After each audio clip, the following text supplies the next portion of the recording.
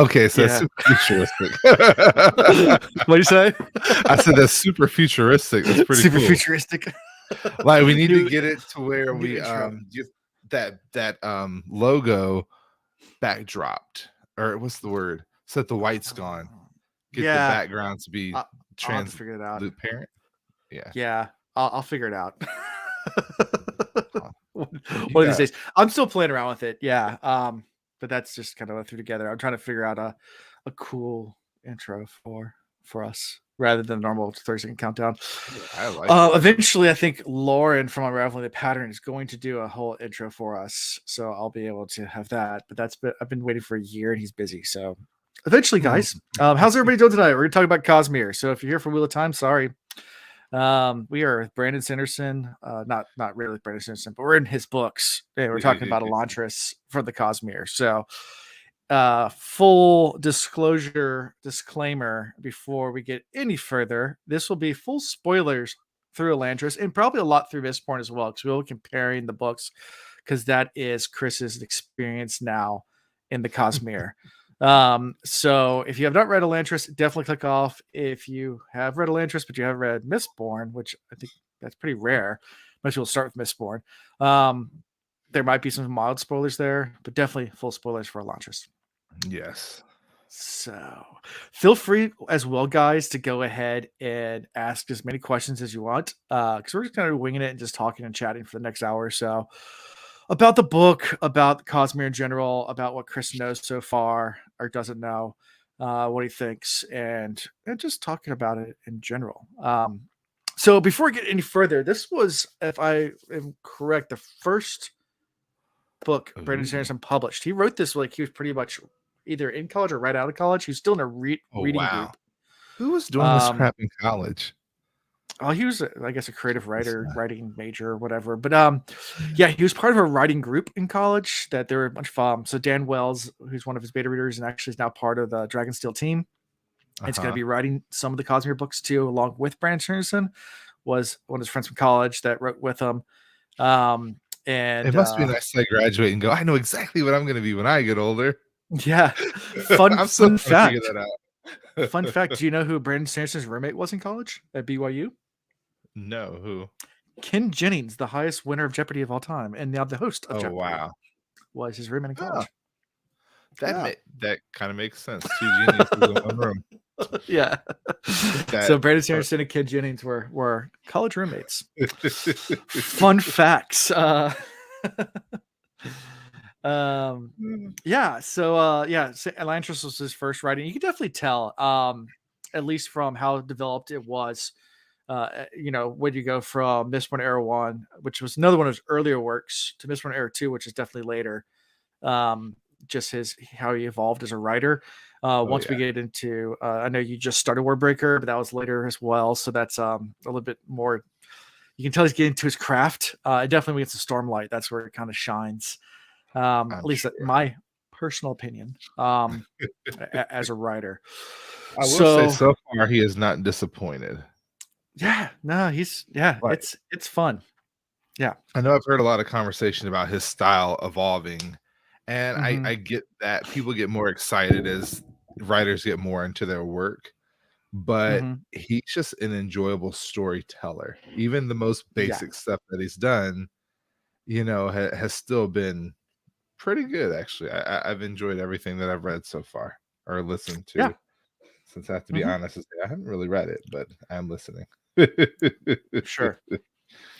Yeah. So so let's dive right in and talk about Elantris. So before we get into the book too much, one thing I wanted to ask, because this is your first Cosmere shift, right? Going from the world of Mistborn to a different world within the Cosmere, right? Yeah, because Cytonic isn't really part of the Cosmere, or is it? No, young YA stuff's not Cosmere. No. Yeah, so I guess this is your first yes. So how was it knowing that these are? So this is a question I had, because I know Ian, because Ian just started reading Warbreaker, and that's one of the first things he said to me is like he kept on trying to force Warbreaker into Mistborn, She's like, so how the metals work? And I was like, no metals, dude. Just different. Like, Souls now. We're leaving yeah, metals completely alone. We're going with a no whole metals. nother. Don't worry about I, metals now. So so how was it going switching, like knowing that the same universe, but like completely different magic system? jumping from one magic system focusing on metals to another magic system focusing on symbols Mhm. was not very difficult at first because I kept hearing the word Cosmere, but I just kind of left it floating out there and that, like, okay, there's this word here that I have Sure. to pay attention to. And Sanderson's writing the Cosmere. Okay, cool. But then as Mhm. I was reading, I was like, because the one nugget that everybody kept giving was it'll all tie in eventually. I'm like, how is this going to tie in? Unless you have like one magic system against another magic system, one set of gods versus another set of gods. Like, then I started really wheeling, like, how are we going to make all this fit? And Sure. I was like, well, maybe the metals can use the symbols and then they become even more powerful. It's like, wait, two separate magic systems have nothing to do with each other. Mhm. In both worlds, not every group of people can use the magic, which is good to know. Right. So it kind of begs the question, like, uh, the other thing is that we kind of personify the characters, but Mhm. we don't really know, like, are they're humanoid characters, but are they all humans? Or they're clearly from other planets, so then are they biologically the same or are they biologically different? Do they look different like her? So that's where I kind of like Cosmere universe. We could Right. have green aliens using aeons, which we know they're not green, but Sure. they're But they glow. I mean, Elantrians they glow. glow. Yeah, they have like white skin and Bioluminescence, yeah. yeah, on this glows. Yeah. So Yeah, so we start really at the beginning of this book learning really quickly about this fallen city of Elantris. It was this great city like 20 or 30 years before the start of this book, and then something happened. It doesn't really get into what happened, but something happened, and the city basically fell into ruin. Everyone that was an Elantrian got something called the Sheod. Sheod. Basically turned them into zombies. Their hearts stopped beating, but they're still alive, and they can still feel pain, but they couldn't die. So it just yeah, basically just yeah, pretty I wish much wish I recorded like early reactions because right away I figured out that they just hadn't finished their transformation. And I used the word metamorphosis yeah. because in my mind it was like cocooning into the Sure. butterfly. Yeah. And That's so a good analogy. that's what stuck with me the whole time was like there's some reason why they haven't cocooned. And then but Mhm. as we go on through the book, we come up across this lake, and in my mind, I'm like, maybe the waters or the lakes has something to do with it. I didn't really piece together that it was really all about the symbols themselves until like I figured out until everybody figured out it was about the symbols themselves. Yeah. It's like so I mean now that's a good analogy is the butterfly. Because it's for years with people started really scientifically studying butterflies, they thought that a caterpillar turns into chrysalis and then it kind of grows wings and its body just falls, its hair falls off, and maybe it turns into a butterfly. And then after cutting open chrysalis's different stages, we found out that actually the caterpillar goes in, forms a chrysalis, and then just dissolves. It dies. It turns into DNA goo. And Mm, then from that goo reforms into completely different animal, which is a butterfly yeah, when it comes out. And it's it's crazy. not that it morphs and changes and grows. It actually completely turns into goop and then reforms into something else. So yeah, interesting that something's preventing it from completing the transformation to an Elantran. Yeah, Um, and we start with the Crown Prince Raoden, um, who Erelon's the city right next, the little small city next to Elantris, which has become like the capital because Elantris has fallen. So this little small city's now become like the the head yeah. is the big city, even though it's a Well, and small that tiny city. yeah, that was interesting how they set up their monarchy based on money, Hmm. wealth. Yeah. It was like you could just see the error in their ways. Like, so the richest man's the one in charge, and the richest man will always be the one in charge. So Mhm. in my mind, I'm like, where's the murdering? Where's the backstabbing? Where's the thieving? Where's the Right. like all the bad Yeah. stuff that could happen will happen. Yeah. Yeah. And yeah, Raiden gets taken by the Shade, very first thing. And his dad, as the king, forms a little small funeral for him. Doesn't really tell anybody about it, and he gets exiled to Elantris, which is where all the people that get the Shade go. So I think this is that moment where I realized that Sanderson was early in his writing, because this wasn't even like a super smooth transition. It was just like, we're introducing you to a king and his prince, and they hate each other, and boom, the princess's horrible thing happened. It's like, Yeah. now I can see. Oh, so you wrote this for your senior sim paper, Yeah. and then you just so happen to see if you can monetize it. Got you. Now it all makes sense. Yeah. You were focused on getting a C. Yeah, because you didn't really get to know Raiden at all before all this, so there's no emotional attachment to what just happened to him. It's just like, No. okay, this is random dude we just met that just now is a zombie. Cool. Exactly. But it's pretty cool. Like, you get that at least that aspect of him going into the city. He meets Galadon, a man from Duadel, and who helps him out. Kind of says like, okay, here's the gangs. There's gangs inside the city, and this is what they do, and they're going to try to rob you. But if you come with me, I can kind of show you the ropes and how the city works. And Raiden's like, what? Yeah, but Raiden's like, partially wrong. I'm sorry. I knew Galadon had something to do with the original Elantris, but I thought he was an Elantrian that had got like backed out of his powers or something.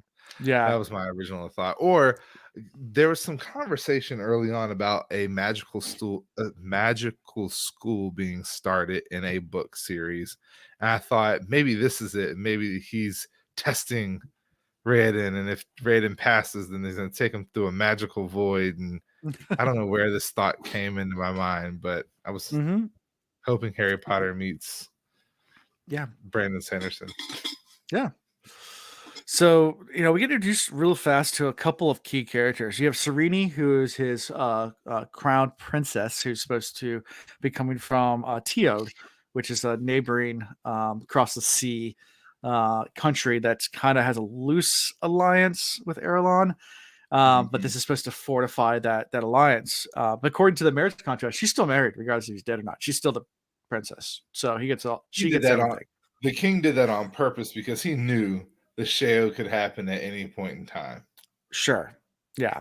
And so you have that character, you have Raiden, you have Galadin, who's kind of Raiden's mentor within the city of Elantris. And then you have different things like Sion's Ash, the Sion, who is Ceres Sion, which is it's an entity. They have their kind of reminds me of they have these little entities in the Cytonic series. Okay. That it reminds me of that just a little bit. I know they don't cross over. It reminds me of a Zelda, like the little fairy. Listen, from Arcane of Time. Ironically enough, I just started playing Zelda. Yeah, but this little floating orb, it has a symbol in the middle of it that can kind of go and scout out things, and it can actually transform and be like a telephone, which is kind of cool. So they can connect with other ones, other Sions, and transform the person's face so you can see the person. So I like how they use like wavelengths and stuff like that. That's kind of like the idea here. So it's not just the symbols, but it's also the vibrations from the symbols. Right. So in my mind, it's almost like sound vibration magic. And I say that because we very quickly learn the reason for the mishap with the magic system, and it's almost like you have a bell and then the crack happens in the bell, so the sound's no longer the same, so you have to just change the frequency or get used to the new sound. And sure, yeah, exactly. And then the kind of the antagonist we meet is Harathan and Delof. Kind of like the what did you say? I like Rathan. Like, I know he's a, like, I get it. He's supposed to be the bad guy, but He has a nice redemption arc. I mean, he does have a nice redemption arc, but he's definitely the edge lord. Like, I hate you all, but then Delof's the one that's like burn them all. Like, and he's kind of the yeah, more level-headed guy. And they serve this guy named Warren, who we don't know anything really about yeah, besides he's some god king. And they serve the god Janeth. Janeth. So there's different religion sects, whereas yeah, the Erlons don't praise Janeth. They worship the door, yes. which is the old magic system of Elantris. So yeah. And so, as I'm reading through this book, getting to the end and realizing there's no second book yet, just want Mhm. everybody to know how upset I was to discover that, because in my mind, I was rolling right out of this and right into the next one so I could learn more about the door, learn more about, the how they're gonna use the magic that they've now rediscovered and how they're gonna reshape. And then it's like, "Wait, where's the next book?" And There then is Alan's like, there's a uh novella that's out, The Hope for Elantris. It's within Arcadium Unbound. So it's a collection of short stories that has secret history in it. Has Hope for Elantris. Has a couple of I think it has Edge Dancer, which is a Stormlight novella. There's a couple of them in there. So we'll read that one eventually too. But it's a collection of just short stories from all over the Cosmere. Alan knew what he was doing when he put me onto this book. He's like, "Yeah, read that one. Go ahead." Now guess Well, what? for the longest time, it has been a standalone book. Brandon Sanderson has said he's going to write sequels. So Yeah. they're coming. It's not meant to be a standalone. He left Yeah. it back in his college days, like, nobody's gonna read it, and then people fell in love with it, and now he feels guilty. That's what that's all Yeah. about. There's an You can interview quote with him. me, you can tell him. I think there's an interview with him about it. I don't know if you read the deleted scenes in the interview with him or at the end of the book or listen to it Mm-mm. in an audiobook. There's deleted scenes in his interview, and he talks about when he first published it, and the publisher came back and said, I can't remember how many, he's, written, sold 50 copies his first week. And he's like, that's it. It's like, that's really good for a no name author. Like, it's like, I can't remember what it was, but he's kept the same pace of, 500 books, or however many it is since then of selling this book. So he's like, it's kept it up and never was Oh, a wow. New York Times bestseller right out the gate because it was a brand new author and no one had heard of him, but definitely made his mark with this book. Yeah. Um, so yeah, so kind of plot wise, I mean, kind of just briefly go through the plot. Yeah, Rathan's been sent there to basically convert Convert or Elantris, kill. convert or kill. Delof, which we learned later, is actually a kind of a double agent for Warren. Warren, who is there just to destroy Erlon and to kill Yeah. everybody. They don't care about converting. Um, and Rathan's trying to go about it at a much easier pace, I guess. I will say I And appreciate how Sanderson puts female characters at mhm. the lead so often, Yeah, because Sereni's gotta be by far be my favorite character of this whole book. yeah, and Eh, she's kind of just thrown into this, and she doesn't know what to do. Like, and does like doesn't literally, she though? She's like a boss. She walks in and like day one, she meets her new father-in-law, and like he's like, worthless women. And she's like, oh, well, there's one thing I can do. I'm gonna let you think I'm worthless, and then I'm gonna change your opinion because I know what I want to do here now. I think I'm going to specifically just try to make your life difficult because you know nothing about politics, you know nothing about ruling a kingdom. She's like, yeah, I have a new mission in life. So I really appreciated that in her. And then she also decided that she's going to take up the culture of the people, which means, okay, I need to mourn my husband, who I never technically married, who I never actually laid with, but I am technically married to. And I have to do all these trials and I have to, learn more about him because the people loved him. And oh, wait, he wanted to kind of not overthrow his father, but he didn't like what his father was doing to the people. So let me find a way to boost his way. And like she takes on so much. she does. And throughout the book, she just keeps adding to her plate. And she Hmm. kills it. Yeah, she does. She definitely has a complex of wants to get stuff done. Even when she does to do her, was it her marriage? what do they call it? Trials. Trials. Yes. Most people just do something silly that doesn't really matter, and she's like, "No, I want to help the launchians," and they're like, "What?" It's like, "No, I want to feed them," and then it kind of makes a game out of it.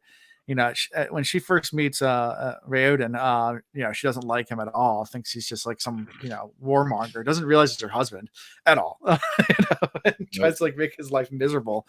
Um, Figures out that he's actually the one in charge, even though he kind of tries to disguise himself and put other people in front. He's already at that point, he's pretty much already united the entire, at least most of the city that hasn't gone full crazy Yeah. I under his mean, so cause. he definitely like so kind of backing up, Raiden enters into the city. He right away meets Galadon, Mm-hmm. and then he's like, "All right, so what's going on here? How can I help? How can I make things better?" So then Right. he like gets Karada on his side by taking her to see her child. Mm-hmm. And then he gets, is it Tan or Tan? I can't say his name. Yeah, He the other guy. gets the other guy, the other gang leader. He's like, I know you, like, masonry, like, stonework. Find your Right. passion again. Like, what he does is he brings everybody back to their passion, Mm-hmm. and that in and of itself revives them a little bit. It's just that last one, the little brat that he knew too. He's like, oh, there's Oh nothing we yeah. can do about her. Oh Like, yeah. The kid that was just a brat. Yeah. yeah, she ends up, literally losing her head. So Yep. I don't feel so bad about it. Exactly. So yeah, so that's the whole plot, basically, to how it's set up, and then as Raiden is trying to figure out what's wrong, eventually figures out that it's because of the big crevice in the land, and that the symbol of Elantris is a map of the entire land, and I guess there's a giant earthquake and there's a giant chasm that opened up, and that broke the symbol, so they had to draw that new Well, chasm, and then everything and even started working. that was interesting too. So the way that was discovered through Serini going, oh, well, in my trainings we learned that the Aeons are in the shape of the land, and that's how we're able to like, it's like you get your geography and you get Hmm. your literature all in one, and some Yeah. religion thrown in there, like you get it all. And he's like, wait a second, they're shaped just like the land. Right. What's changed then? And so this whole time, I know we're jumping around. So if you've read That's the fine. book, we're all over the place. The idea that the chasm happened before was not a thought for them. Hmm. They always thought the Sheod happened, they were cursed, and that Hmm. caused the divide in the earth, not the opposite way Not the around. opposite. Right. And so, and why is Serena even in the city? Well, she's trying to, pretty much thaw any plans that are is it Jezrai? No, not Jezrai. What is it? The Wern guy. She's like, Um, darn, his name's Jada. I talk about the Jadith is the name of the god. yes. Well, yeah, so she's just essentially trying to stop the religion from taking over. I can't, Yeah. his name just left my mind that fast. Not Deloff, but the other D one. Wraithen. Yes. Wraithen. So Okay, yeah. she's really just trying to thrall Wraithen. She's like, anything he does, I'm gonna do the opposite. That way Right. we can stop him from taking over. Not realizing that she's really putting herself in a worse spot. Mhm. This is where she Right. put her gigantic foot in her mouth, because she's also like a giant. She's a Right. 6-foot Amazonian in my mind. Yeah. Or And Willow she like, not Amazonian. and she runs into her uncle too, who lives there, who we learn is actually supposed to be the king, and that's a whole nother subplot of stuff that was going Exactly. on. When Yeah. I tell you I got to in this book and that was not resolved, I was so frustrated. I was like, I need resolution. Yeah. And have the faith that Sanderson is nothing like Martin, in the Yeah. sense that I'm gonna get these books finished before he dies, and I will Yeah. have resolve. Well, Sanderson's But still young, so hopefully he yeah. can, and he writes fast. I mean, he had a book come out that comes out in 2 days. Another book Oh comes out in 2 wow. days. Yeah. So Another I mean, Cosmere. her finding her uncle and her cousins, and that was cute. Like, she hadn't seen her uncle in years, and finds out he's really was a pirate, or they called him a pirate because he Right. lashed out against his brother, her father, for taking his throne, which Mhm. again, I want more depth to that story for sure. Like he could Mhm. do a short story just around that and I would read it, that would Right. be great. Yeah.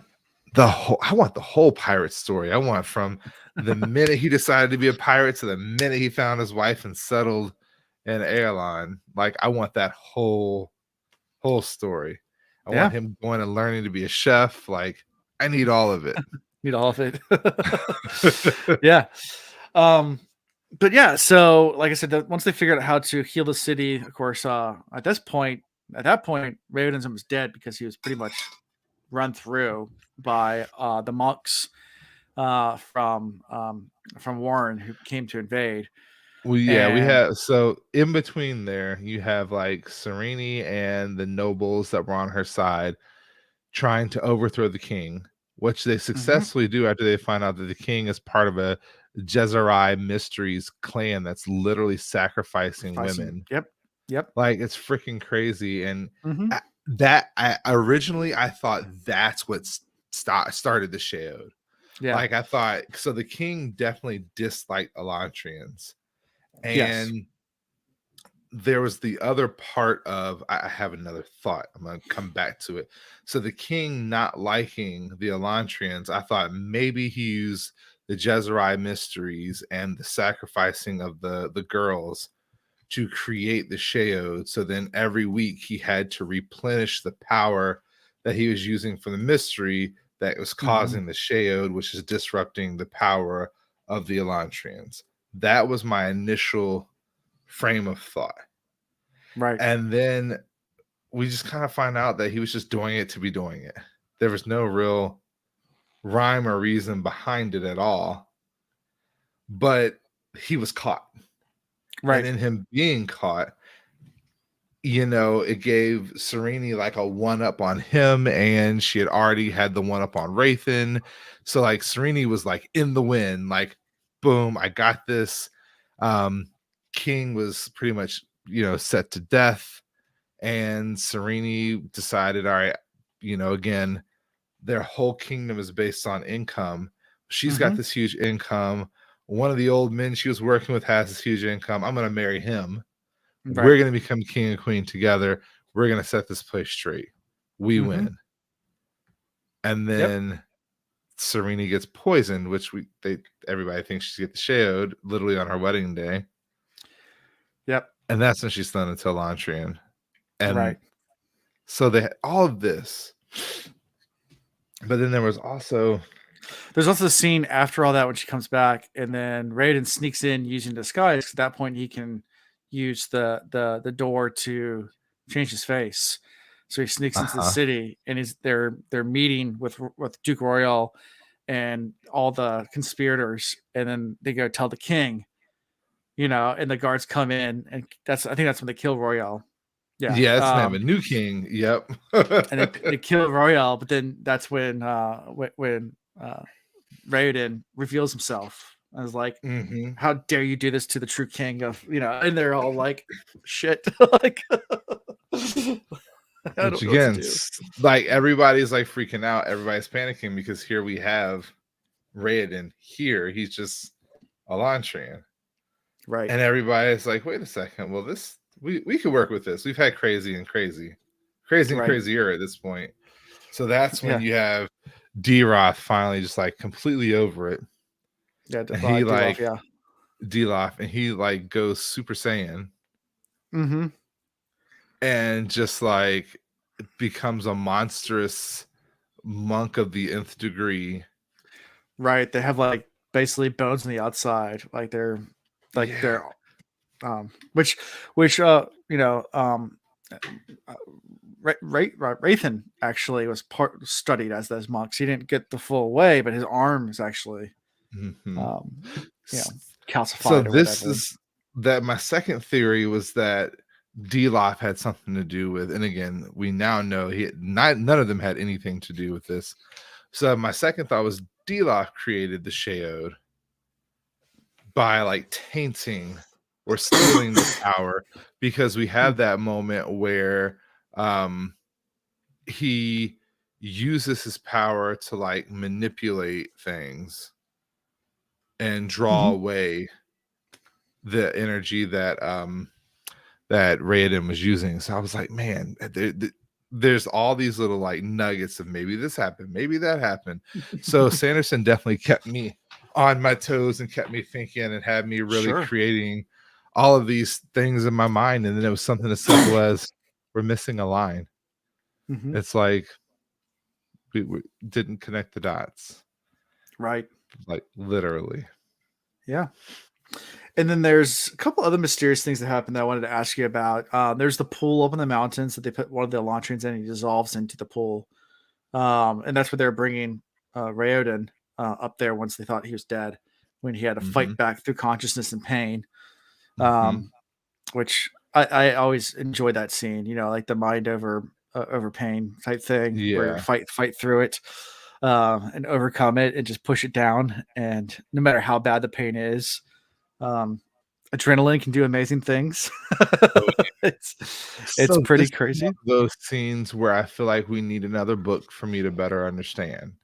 Mhm. Like, how come nothing else in the world was working properly but this pool? Mm, okay. Like it just it kind of left like a missing note for me. Like I just it doesn't make sense for it to still work if it's part of the power that the Elantrians But had. we've seen pools before that act kind of strange to do weird things Have we? with the Well of Ascension. Oh.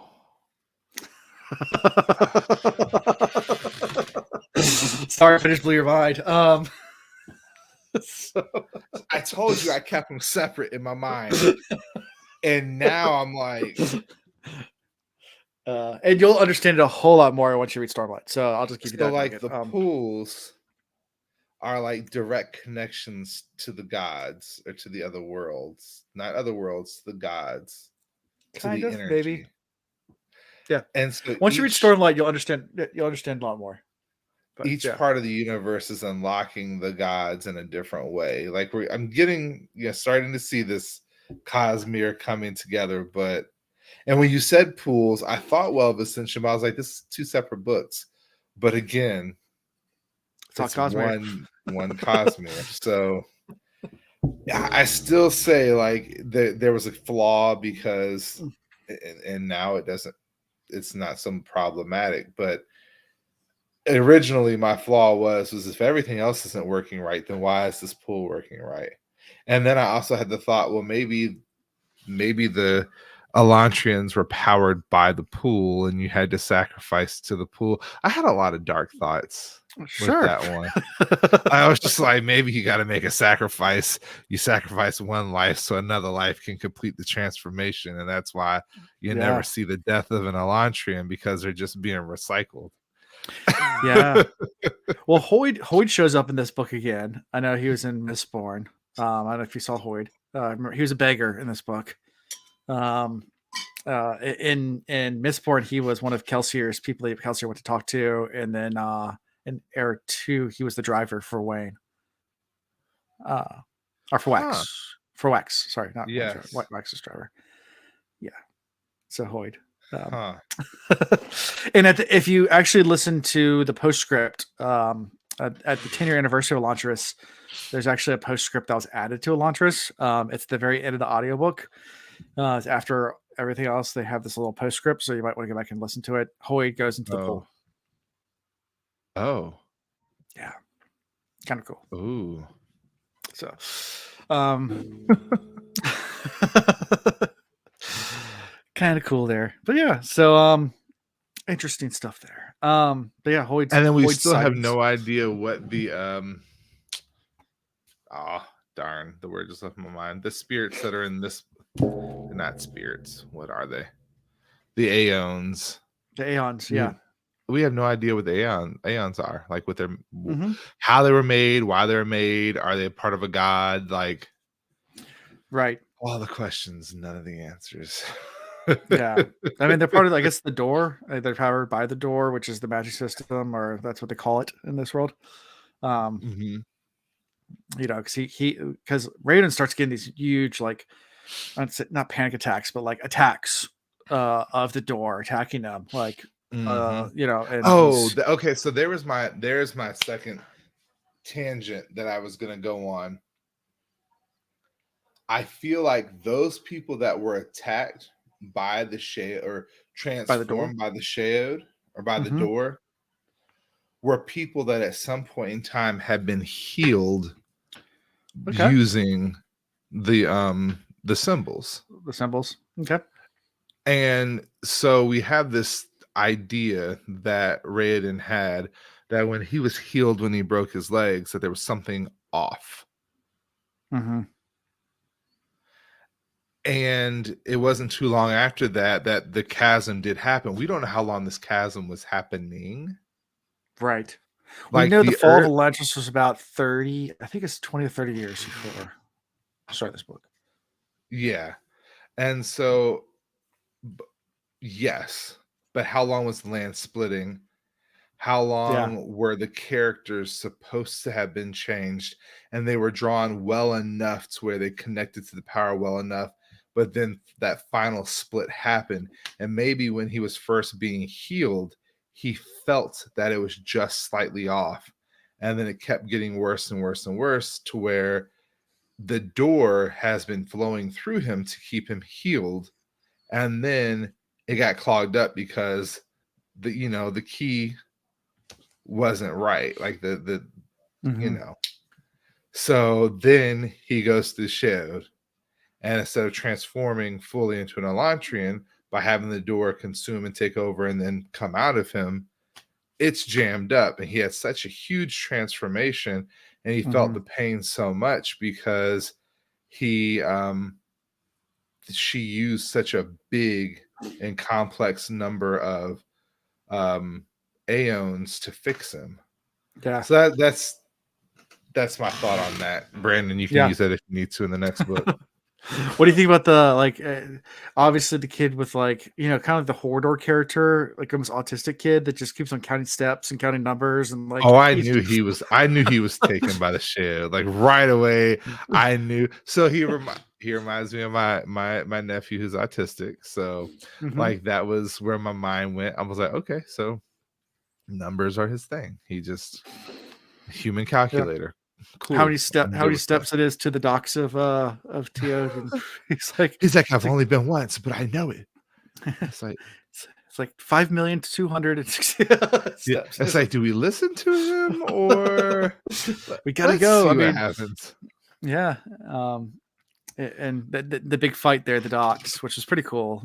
Pretty fun scene where it's a lot of switcheroos with Rathan really struggling as far as his moral compass. Like everything, his entire religion, his entire world's collapsing around him, and he's trying to protect Sereni, but like at the same time, like that's everything that he's ever learned not to do, but knows it's morally wrong with it. So it's just this huge Yeah. transformation for him. Um, So that was the redemption, and I truly appreciated that because I like Rathan. Like he wasn't out to win for his religion; he was out to win for the people, mhm, despite his religion. right. So I appreciated that because he's like, you know what? I'm not gonna let my God destroy another group of people. I failed one group, I won't fail another. I'm gonna do the best job I can. And he did Right. work very hard at that. Sereni got in the way of that. Mhm. That's what happens. Communication in any of these books clearly is an issue. Right. We don't know who's who and who's good, who's bad. I mean, obviously, Raoden's good and Sarita's good, but even Sarita doesn't trust Raoden for a lot of the book. Yeah. Um, Well, and I think it goes to show the Spirit. complexity of people, which I like Mm-hmm. about Sanderson and Jordan is not as much Jordan, but I still have half of a series to go. Mm-hmm. But they don't have a definitive good or evil. They just are. They're people. Right. It's human. Yeah. Yeah. And that was one of the things that, Brandon Sanderson, I think there's an interview. I think it was Dan Wills did something where he's talking about Sanderson when he was first started writing in college. He was writing this. One of the things they always not made fun of, but picked on Sanderson about was that he didn't write a clear cut bad guy. And they're like, what do you mean? It's like, well, society's the bad guy and everybody has bad in them. Like, So that's how I'm gonna write my stories. It's like, but there's no like guy to root against. He's like, does there have to be? Like, why does there have to be? Like, like that's Yeah, not how the world and works. I love that. There were times where I was all about Wraithen. There was times I was all about Sereni. There was times where I was all about, Spirit, Rayo, whichever word you want to use. And then there are Right. other times where I'm like, if D-Life just handles this, then he can avenge his wife, Mm-hmm. who was taken by the Sheod. Right. Which, Yeah. again, another thought, like, yeah, Rosh, you're right. Was highly misunderstood. I'm sorry. Read something in the chat. My thought on the young boy, the mathematician, being taken Mm-hmm. by the Sheod. So was the mother then Erelon? Yeah. At least one of them, I guess, was. It So I would think they have to figured. have been the mother. I don't remember reading that, so that's why I was like, well, Mm-hmm. maybe it has No. nothing to do with being from Erelon, but having been healed by the Aeons. That was another kind of Yeah. connector for me. Maybe he was healed and then got touched by the Sheod. Yeah. But that wouldn't work either because he's too young. So Mm-hmm. I think I'm discrediting Yeah. my own As theory. as as Ipa says, poor Delof. Yeah. With his backstory. But I mean, he has. I mean, he has It motivations was for a why he is the way he sad is. Yeah. backstory. Like he lost his wife. Like It's just not really I laughable. go a little crazy too. Yeah, and he put the blame in the wrong places, and that's his Very true. motivation. But that's obviously it's misguided, but I think a that's lot. the only thing that Sanderson wrote in this book that was like really clear cut. D-Lof was definitely more than what he appeared to be, Mhm. and was going to turn out to be somebody that you didn't want to F with. The monks of Dakar.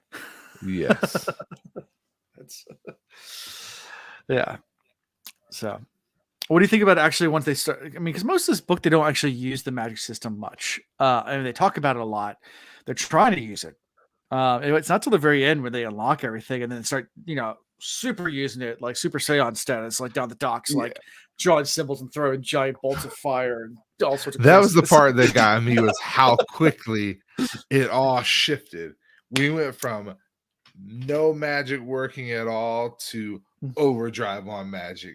And I Yeah. felt like, dude, you really rushed this book. And again, now it makes more sense. You were finishing college, you were just trying to get something out there in the world before somebody else. So it makes sense. You just had to get it done Yeah. But you got to because think, he could have. yeah, but they also practiced drawing these things their entire life, even if they weren't Elantris, because that's part of their religion. So, like, they had learned how to do all these things. They just never, because they weren't Elantris, it never worked for them. But they still part of their Yeah, religion was learning how to do it. that's true. But the practice of it, like it makes sense for Raoden to be practicing it because he was nobility and he needs to, perfection. And he pays people to teach him how to do it, or his father did.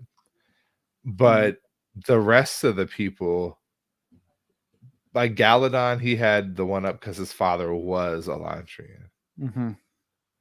But some of these Yeah. others had not really big training in it, in my opinion. But I think that's the Yeah. thing about it. If you can draw the character, you can make the magic work. Yeah.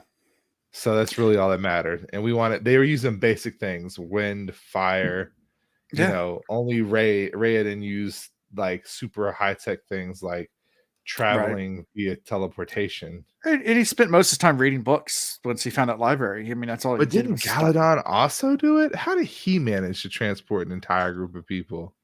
I mean, so he'd been in Elantris Oh, that's forever. true. Um, like he learned that later on that he actually had been there for a long time.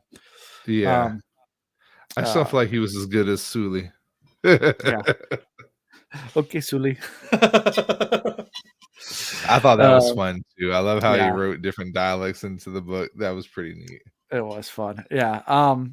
But yeah, definitely like I said, some stuff was a little hurried, but as a whole, I think he does a good job writing characters. I mean, Oh yeah. obviously, yeah. You get a lot of these. You get the feel for these characters' motivations and who they are, and they're I very mean, he even very brought fencing into it. Like he gave that to the sure. women. He like taught them how to become warriors. He did really develop a large Mhm. number of people. He gave them all unique skill sets. He then used them in the book. There wasn't a single thing he didn't write about that didn't come back around to be useful. Sure. Even down to essentially the Tai Chi or a Kung Fu Tai Chi that was being used Used by by yeah, you know who the I'm ki talking yeah, about. yeah, I know what you're talking about, yeah. Yeah. And then even that was like opening the power, the door. Mhm. So we learned that the door and so the magic system isn't just based on the symbols, but by movement. So that's why I went to the idea of vibration. And Okay. it's kind of discussed as well, is that it's more about vibrations and that the Mhm. symbols give off a vibration. Well, maybe the movements are imitating that same vibration and opening the door that way. Okay. Yeah. So Yeah. Interesting.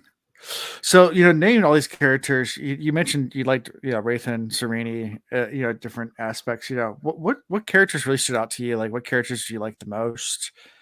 Did you relate to, or just like to read? We're excited when you got a chapter by them. Their point of view. again, I mean, so Raiden, Sereni, and Wraithen are kind of like your main characters. So Yeah, you they kind of bounce between the they all three. really have been like my my favorites. Galadon, he grows on you because he's cuddly. Mhm. Now, beyond that, I like Karada. Okay. Yeah. Like her story was touching. Saving the She's kids. yeah, she's like the badass woman who like is trying to escape the wall multiple times and almost makes it out and nobody can figure out why, and she has this sense of justice that everybody understands, and like come to find out she wants to see her actual child. It's like leave something for her, and then she's saving all of the children that because the whole time that Raiden enters and he's looking, he never finds children. And then come to find out after he helps Karada, Hmm. she's got all the children. She has the truth. Yeah.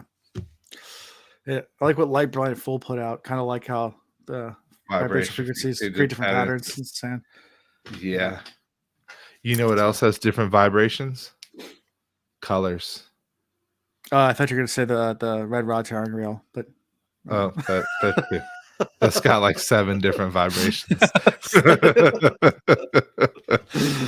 I'm Anyway, trying to tie all the worlds together now, and now that I'm reading Warbreaker, it's like, well, colors are also yeah, associated we'll with we'll we'll talk about Warbreaker in a few weeks. We're not gonna get to it. I know you just we started will. today, but we'll talk about Warbreaker in a few weeks. Because we're gonna be doing that one next with Ian as well. We're doing the first half next of Warbreaker. We're But no, breaking everything Ken, so else. Sereni's uncle is probably my other like number one. Oh He's the yeah. person that I feel like connect with the most. I mean, big, brawly, loves to cook, happy go Hmm. lucky. Yeah. Piss him off though, grabs his axe off the wall, and it's like, like there are pictures Yeah. of me with my battle axe, by the way. They're on the There you internet. go. Okay. So Might just share some on the Discord. Fun I may have times. to. So one other thing I wanted to bring up is how much the Shade must sucked. Like once you got taken by the Shade, every single little thing that happened to you, whether it's a bruise or stub your The toe, never-ending paper cut. and never any paper cut. Oh, like I hate the feeling of so I have stupid pains. You can punch me. I have broken bones. I have done all sorts of things, and it's like, oh, I have a broken bone. If you smack me, if I get a splinter or I get a paper cut, I am in the most agonizing pain of my life. Mm. Again, literally broken bones, thought nothing of it. Yeah. Get a paper cut, and I am done for. Yeah. And I'm the same way. Paper cuts I can't stand. Yeah, or a Or freaking splinter. burns. I hate. I Burns get me too. I get burned. see. I'd rather be burned than get a splinter. Yeah. I use Yeah. so this is how bad it is. I will cut into my hand, not like pick at my hand. I will cut into my hand and take out chunks of my like flesh to get rid of a splinter. Wow. Yeah. I've Yeah. done it. I've dropped a Chevy Tahoe on my foot when I was trying to change a Oof, tire years ago and yeah, crushed my mm, foot you completely. probably I walked was it off too. I did. I ended up changing them like, and one of the bolts went through my ankle to the bone when it came down, so I had a huge wound. Shit. And I got back out of the car. I changed the tire with a smashed foot and drove off and drove home. Actually went to work the next day. I hobbled into work while still bleeding. And I walked into the office and they looked at me and said, "Go to the doctor, Jared." So I went to the doctor. They're like, "Yeah, you should not be walking right now." And I was like, "Okay." So they put me in a cast, and well, they couldn't put me in they put in a soft cast because of the wound, so I had to be able to take it off and treat the wound too. So Yeah. it was a mess. It was ugly. It was not fun. It was a good couple. I felt horrible too because it was in August, so it's the hottest month of the year, and my wife was pregnant, and so here I am on the couch. My father's coming over to cut my grass. He's in his 60s, pushing 70, cutting my grass for me because my wife's pregnant. She can't go out and push the lawnmower. And I guess we could have hired a lawn service, but like I'm sitting there like laid up on the couch, my foot propped up watching TV while like my wife and my father are just taking care of everything around the house that I normally do. I felt like an asshole, but I'm like, I literally couldn't do anything. Like, but talk about pain, like that was not the, I mean, of course it was pain, but the adrenaline just took over and I just, yeah, I shook it off. But like you said, to your point, paper cuts, man. Whew. Death by 1,000 paper cuts. No, thank you. Exactly. Yeah, good thing you're not a Elantris. Yes, that would have been horrible. Because the pain eventually came through. It took a while, but So I wonder if at some point in time the Elantrians knew that their symbols were connected to the Earth. Yeah, and you wonder how much has just been forgotten, how fast history is forgotten. Yeah, like it's amazing. You look at societal downfalls, or when civilizations collapse, and how fast everything goes to crap, and how technology and everything just disappears. yeah. I mean, just look at Wheel of Time. Yeah, I mean, and look at our history. The Bronze Age collapse. Yeah. Literally, like, I mean, this is ancient, 12th century BC. They had great feats, and and all of a sudden, like, one of the main culture centers, the Mycenaeans, like a tidal wave took out the entire island, and the technology just disappeared like overnight. Like everyone forgot how to do everything, and Yeah. but yeah, try to set back the world like thousands of years. Yeah, We might actually have flying cars right now. Within years. I mean, same thing. The burning the Library of Alexandria. Set back when the Library of Alexandria burned. I mean, all the mathematics for creating the pyramids and all that stuff are probably just a lot of that stuff was there, and it all was lost, and it set back a lot of innovation. So same type of thing when the Elantris fell. I mean, Elantris was like when you put everything into one centralized location. I mean, I guess the modern day would be like the internet. Imagine like tomorrow the internet just goes away. 2K, baby. Yeah. We had that big scare. Obviously, we still have books and everything like that too, but there's a lot more information on the internet than there is in libraries. Oh yeah. These days. There's more information in our hand today than there was in our library 15, 20 years ago. Yeah. Yeah, it's crazy. Good point. Yeah, power went out. No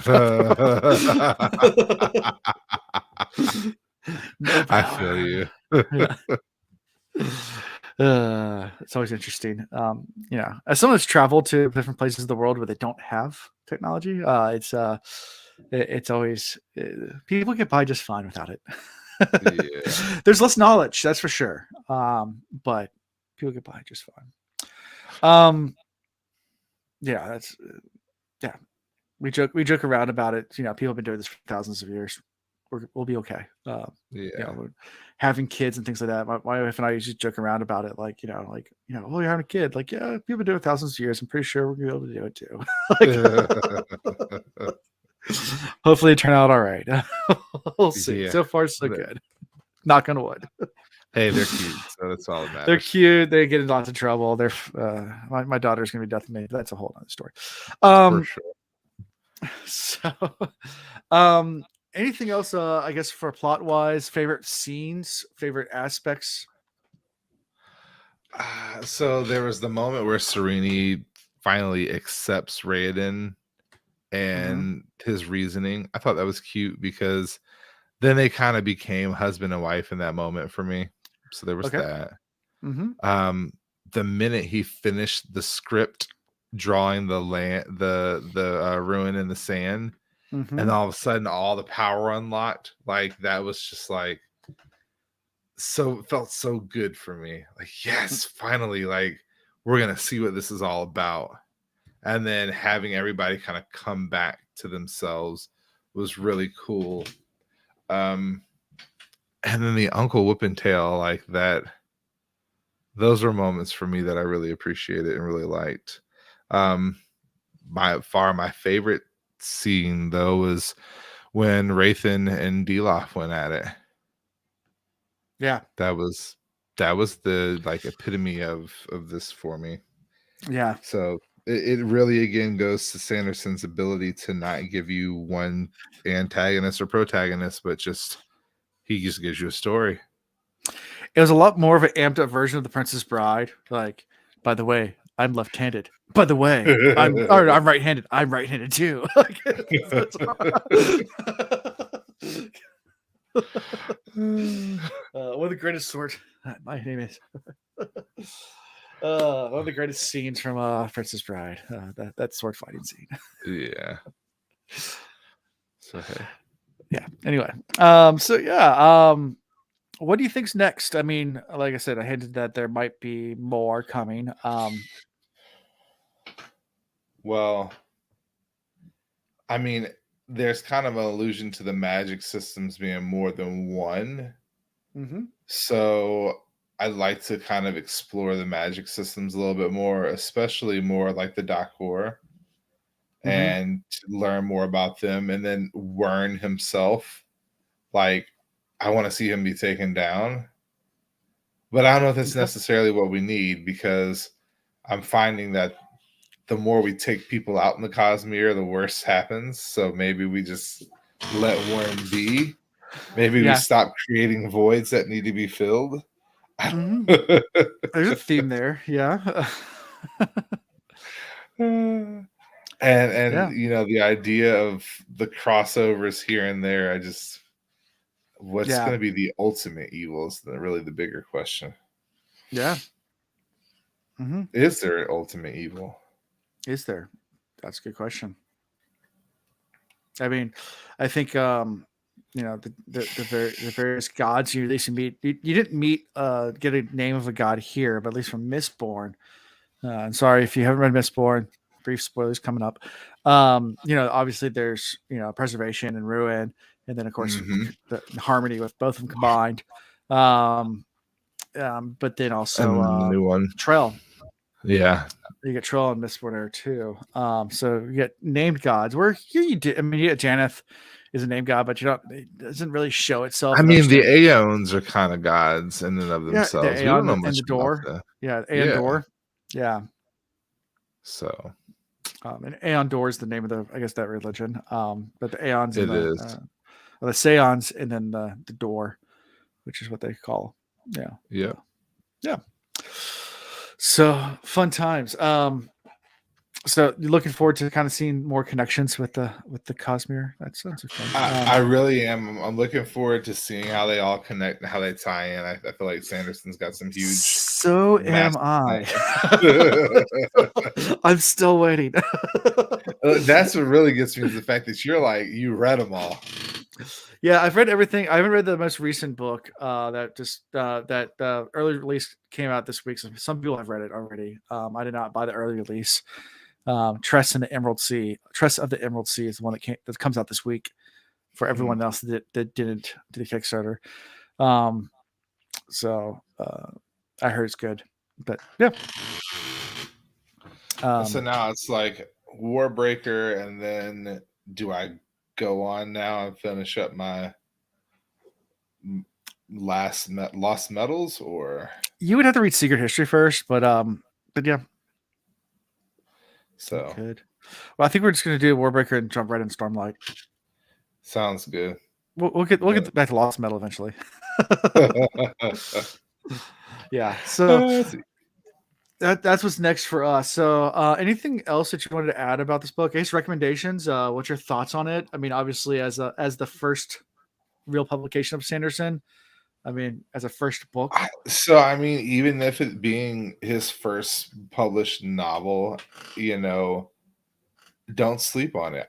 I thoroughly enjoyed it. I think that's the benefit of not having gone into this Sanderson fan, like having read other books by him. I mean, Mm-hmm. yes, I read Mistborn or listened to Mistborn, but they're all so light and they could all stand alone or they could all be a part of a series. I kind of like that about him. Like if I decided Mm-hmm. today not to read another book in Cosmere, I kind of have some finality in some sense. I could just stop reading. Right. I won't, but I could. And I appreciate that he did that. I appreciate it more when he actually finishes the series for me. So a little bit about that. Yeah. So he earned his master's degree in creative writing in 2004 from Brigham University, and this book was published in April 2005. So it's literally right after that. And then he wrote Mistborn. After that, between 2005 and 2009 is when he started working on Wheel of Time to finish Wheel of Time. So he wrote Mistborn Era 1 between that. That's crazy. Yeah. And his birthday is December 19th, which I think is the day you finished this book. Oh wow. Yeah, it is Because you actually. texted me and I said, yeah, it's Yeah, I Cola's. did. Yeah. In the fandom, it's called Cola's Head Munching Day. It's his birthday. Interesting. But yeah. Yeah. So anyway, that's a little tidbit of where we are with things. And then to put things in perspective, Warbreaker, what we're doing next. So anybody wants to stick around or anybody wants to read Warbreaker in about 3 weeks, roughly around the 21st or so is when we're going to be sometime that week is when we're going to record the first half of Warbreaker. So if you guys haven't read it, you want to read along with us. First 30 chapters is what we're doing there. And he wrote that at the same time he was writing Wheel of Time, Warbreaker, because that published in 2009. So I guess he did it right before he started working on the He was Indian. busy. I also got to say, I appreciate an author that can work on different types of genre. It's all magic, but he's like went from steampunk to, you know, outer space to, back in the day. Like he's all over the place, Mm-hmm. but he makes it all work together, and it's all so good. And I really do appreciate that. It's pretty good. Yeah. It's a good quote from Eva. Read, If you read read Warbreaker Warbreaker, and Our Secret History, you don't cry. It's not or Stormlight for that matter. I mean, there's several times where I Stormlight, like I'm literally putting the book down, like I I'm can't only take on anymore. chapter 3, just finished chapter 3 of Warbreaker, but I will say this tidbit: taking the souls of children. Mm-hmm. Sick. Yeah. I'll leave it at that. And Yep. y'all can come join us for Warbreaker night. Yeah, for Warbreaker night coming up soon. So, any questions from chat before we sign off on our little launches review? If you stuck through and just got spoiled the entire story, go back and read it anyway. It's a good read. It really is. Or just listen to it. It is really nice to have on the background. It's not hard to follow. Yeah, it's a good book. Despite some people not and some people the fan it's their least favorite book. I like Elantris for what it is. I mean, it's the first book. I can Yeah. understand it's not the Sanderson that you're used to. Yeah. But I appreciate it. Even Mistborn Era 1, he was still struggling a little bit to try to get that his prose and things like that. Yeah, and if you haven't read the Cytonic stuff, go read that, and you'll be like, I think with that being my soft introduction to Sanderson, like everything seems great because he did write that for young adults. Yes, right.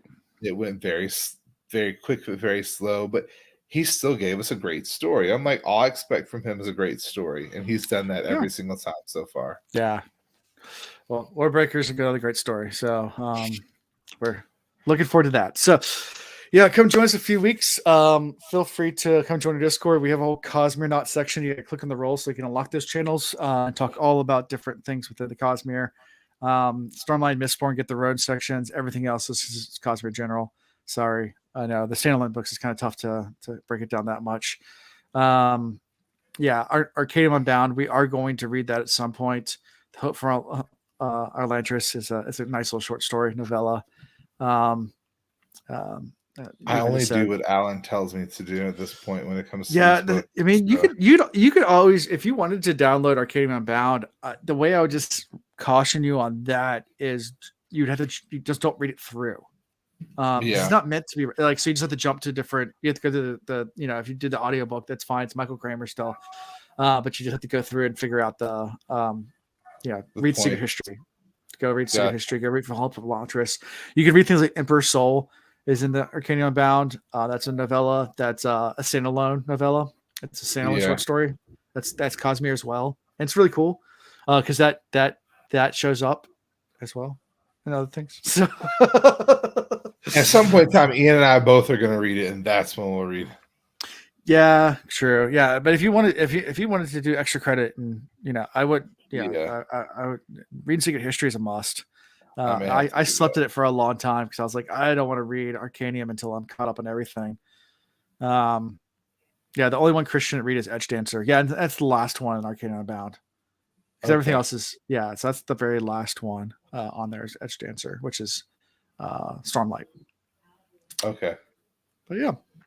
Good to know. Thank you. So you can read everything else. But yeah, so that's all I got.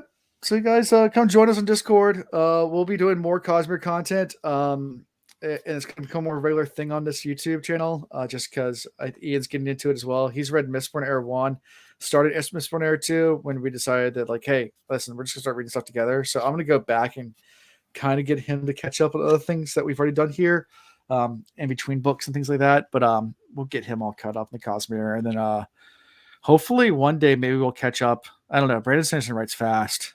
He puts a lot of stuff out. I don't know if we'll ever catch up. I have no expectation of catching up with him. I just have the expectation of attempting to.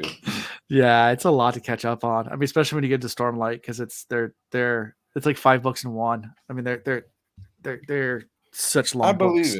I believe it. I can't remember how long like A Way of Kings is an audiobook. Let me go look it up. I got it on my phone. 48 hours. It's longer than that, I think. Yeah, I think it's longer than that. Let's see. Go to my library. Come on. Wakings. It is 45 hours. So you're almost there. Yeah, 45 hours. Yeah.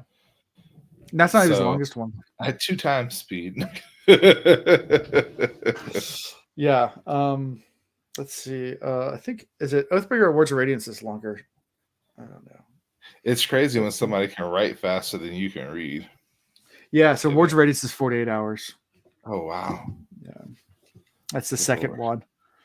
I think Rhythm of War is even the longer ones. I think book 5 that means if you were to buy the physical book, you'd be getting like a dictionary. Yeah. And then Rhythm of War is 57 hours long. Book 4 of Stormlight. I remember back in the day when I thought Harry Potter was long.